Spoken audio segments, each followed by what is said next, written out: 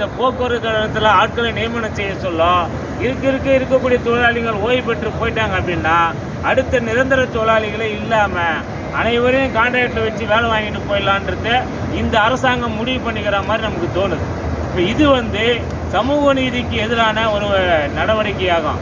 ஆனால் முதலமைச்சர் உள்பட அரசு உள்பட என்ன பேசுகிறாங்க, நாங்கள் சமூக நீதிக்கு ஆதரவானவங்க, சமூக நீதியை கடைபிடிப்போம்.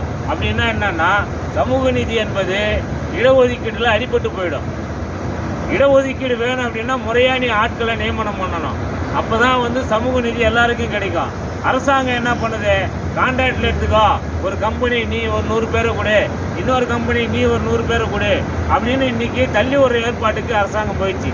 அதனுடைய ஒரு பகுதியாக தான் இன்றைக்கி பார்த்தீங்கன்னா திருநெல்வேலி கோட்டத்தில் முறையாக இன்றைக்கி கான்ட்ராக்டுக்கு டிரைவர் கண்டக்டர் வேணும்னு சொல்லி டெண்டர் விட்டு அந்த டெண்டர் இன்றைக்கி ஓப்பன் ஆகுது. அப்போ இந்த அரசாங்கம் அனைத்தையும் கான்ட்ராக்டர்கிட்ட விட்டுட்டு தனியார்கிட்ட விட்டு போகிறதுக்கு இந்த அரசு எதுக்கு இருக்கணுன்றதை நம்ம கேள்வி கேட்குறோம். இப்போ இது ஒரு மக்கள் சேவை நிறைந்த ஒரு தொழில்.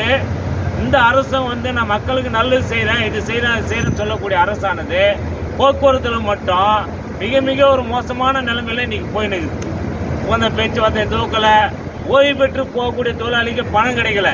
போன மாதம் ஓய்வு பெற்று போன தொழிலாளிக்கு பணம் கொடுக்கல. 18 மாதமாக பெண்டிங்கில் வச்சுக்கிறாங்க. எந்த துறையிலையும் இல்லை. இவ்வளோ மோசமான அவல நிலை என்பது எந்த துறையிலையும் இல்லாத அளவுக்கு போக்குவரத்து கழகத்தில் குறிப்பாக இந்த ஆட்சி வந்த பிறகும் தொடருது. கடந்த காலத்தில் இருந்த மாதிரியே இந்த ஆட்சி வந்தோம் 19 மாதம் ஆச்சு. ஓய்வு பெற்ற தொழிலாளிக்கு பணம் கொடுக்கல. அந்த தொழிலாளியுடைய குடும்பம் எவ்வளோ கஷ்டப்படும், அந்த தொழிலாளியுடைய மனநிலை எப்படி இருக்கும். நிறைய பேர் செத்தே போயிட்டாங்க அந்த பணத்தை கூட வாங்காமல். அந்த மாதிரிலாம் இன்றைக்கி இருக்கக்கூடிய ஒரு மோசமான நிலையில் இந்த போக்குவரத்து கழகங்கள் இருக்குது. அரசும் இதை பற்றி கவலைப்படுற மாதிரி தெரில. ஒரு இடத்துலலாம் இது செய்கிறோம் அதை செய்கிறோன்னு சொல்லிங்கிறாங்களா கண்டி எதையும் செஞ்ச மாதிரி இல்லை. இதே மாதிரி ஏற்கனவே ஓய்வு பெற்று 108 மாதம் ஆகிப்போச்சு. அந்த தொழிலாளிக்கு டிஏ உயர்வு கொடுக்காம இருக்குது. ஒரு பக்கம் வழக்கு கேட்டால் வழக்கு நிலுவையில் இருக்குது அப்படின்னு காரணத்தை சொல்லி அரசாங்கம் தட்டி கழிச்சுக்கினே போகுது. எல்லா துறையிலையும் இன்றைக்கி என்ன டிஏவோ அந்த டிஏவை வாங்கினுக்கிறாங்க. போக்குவரத்தில் மட்டும் ஓய்வு பெற்ற தொழிலாளி 108 மாதமாக அந்த டிஏ உயர்வு வாங்கலை. ஏன்னா அரசாங்கம் கொடுக்கல. ஏன் கொடுக்கல? கடந்த காலம் ஆட்சி பண்ண தப்ப இந்த ஆட்சியும் செஞ்சுன்னு இருக்கு. எதை தான் நம்ம கேட்குறேன், கடந்த கால ஆட்சியுடைய பாதையில் போகாதீங்க, அது வேறு ஆட்சியாக இருந்தது. திராவிட மாடல் ஆட்சி இப்படி தான் இருக்கணுன்றது எங்களுக்கு தெரியும். ஆனால் திராவிட மாடல் ஆட்சியும் அந்த நிலையில் போகிறதால தான் இந்த மாதிரி இயக்கங்கள்லாம் நடத்த வேண்டிய சூழல் என்பது இருக்குது.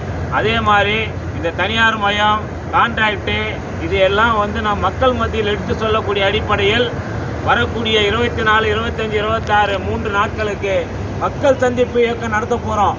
10 லட்சம் துண்டு நோட்டீஸ் போட்டு மாநிலம் முழுவதும் 300 பணிமனைக பேருந்து நிலையங்களில் மக்களை சந்தித்து இந்த அரசு செய்யக்கூடிய இந்த நிலைகளை நம்ம எடுத்து சொல்ல போகிறோம்.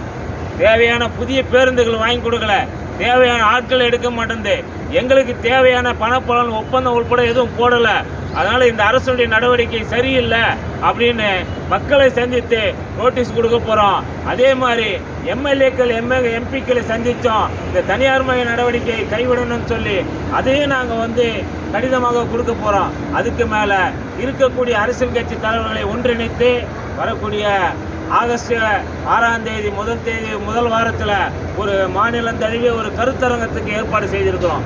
இப்படி பல்வேறு நடவடிக்கைகளை இன்னைக்கு சிஐடி சங்கமானது இந்த அரசுக்கு செய்யக்கூடிய நடவடிக்கைகளை எதிர்த்து தொழிலாளர் நலன் சார்ந்த பல்வேறு கோரிக்கைகளை முக்கியத்துவம் கொடுத்து பல கட்ட போராட்டங்களை அறிவிச்சிருக்கிறோம். அந்த போராட்டங்கள் வரக்கூடிய காலத்தில் வெற்றி பெறுவதற்கு தொழிலாளர்களுடைய உங்களுடைய முழு ஒத்துழைப்பு தேவை என்பதை கூறிக்கொண்டு என்னுடைய உரையை முடித்துக் கொள்கிறேன். நன்றி, வணக்கம். அனைவருக்கும் நன்றி தெரிவித்து கூட்டத்தை தொடர்ந்து முடித்துக் கொள்கிறோம்.